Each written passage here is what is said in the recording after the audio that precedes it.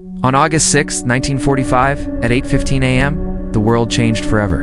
An atomic bomb detonated over Hiroshima, Japan, unleashing a power never before seen. In an instant, a city was flattened, and tens of thousands of lives were lost. The blast created a fireball hotter than the surface of the sun, followed by a shockwave that obliterated everything in its path. Yet in the midst of this unimaginable destruction, a story of survival emerged that continues to puzzle scientists to this day.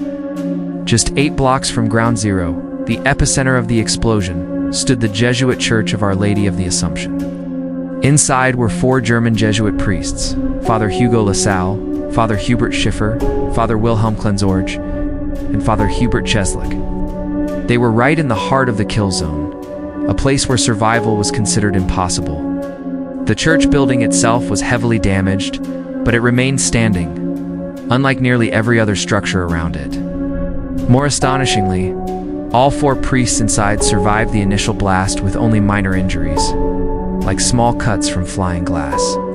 In the aftermath, the horrors continued.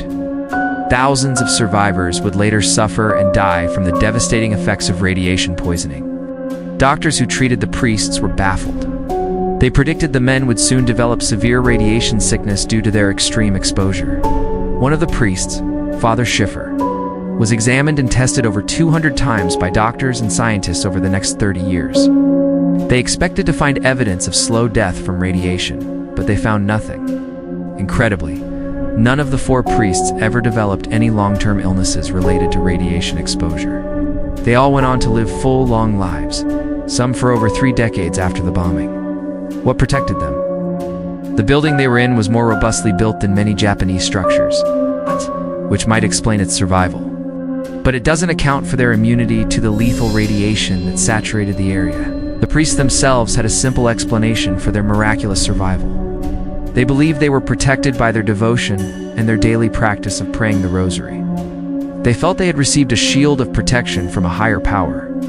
To this day, science has no definitive answer for how these men survived unscathed at the very epicenter of an atomic blast.